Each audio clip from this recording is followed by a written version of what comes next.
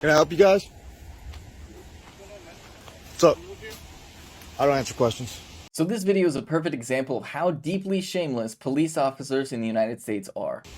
Do you live here? I don't answer questions. Well, if you don't live here, you leave then. I don't answer questions. You understand that? If you don't live here, you gotta leave. You're not answering questions, so you don't live here.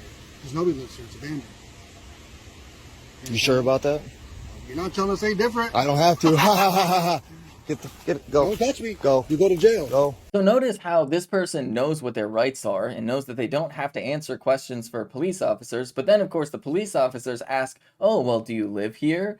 And any reasonable person would assume that if somebody is looks like they're living on a property, that you should probably assume that they are unless you have proof that they aren't. And of course, in this instance, they don't really have proof that they aren't, but the police officers want to use that to create a catch-22 because at the end of the day, police officers don't actually respect your right. They don't really care that you have a right to not answer questions because in their mind, they're the ones with all the authority. And if you don't answer their questions, that means you're undermining their authority and then somehow are perceived as a threat to them. I don't know what you think you're doing, bud. You know what I'm doing. I'm investigating a call. Oh, okay. Investigate away, but you're on private property, sir, and I don't give you any consent. Is this your house? I don't give you no consent. Is it your house? I give you no consent. You touch me, you're going to jail. I'm not touching you, bro. Hello? Please? Stay out of my property. This is not your property. This is my property. No, it's not. Do you have any paperwork? I don't have, dude, I ain't guilty until proven innocent, bud. Do you live here?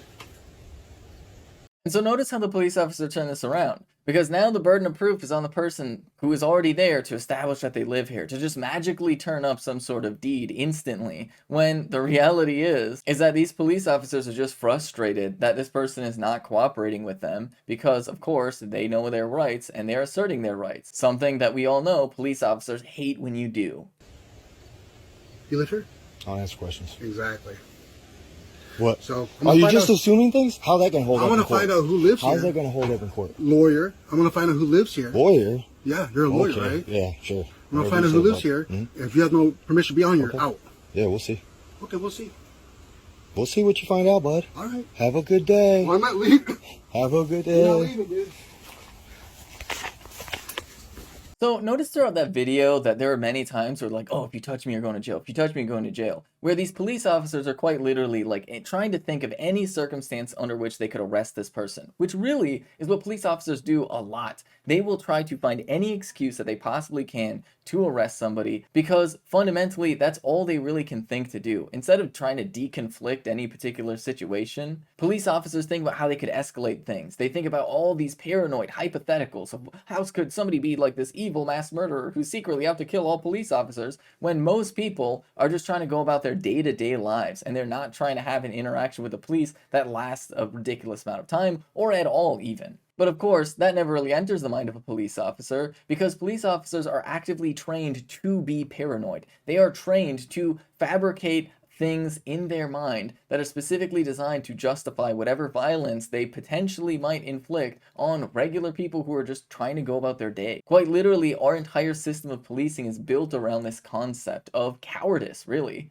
It is just an extreme degree of cowardice that funds police departments because it is fueled by the political whims of largely a bunch of middle-class suburbanites who are told to be constantly afraid of the inner cities and all of the poor parts of town with the crime. Instead of actually dealing with the underlying causes of crime, they're just told to be paranoid about it so that they're willing to support these ridiculous budgets for police officers who then come in with that same paranoid mentality and use their paranoia as justification for the violence that they then bring towards marginalized communities. And this right here is a perfect example of that because police officers don't actually care about the law and they definitely don't care about reality. What they care about is asserting their power over other people, even if that means creating fantasies in their head and then imposing their will based off of those fantasies. Which is why fundamentally the entire system of policing at its core is fundamentally flawed and is built on concepts that are bound to be harmful to people and not be helpful. And if you actually look at the things police officers respond to, you realize that the overwhelming majority of what police officers respond to is not violent crime, which begs the question,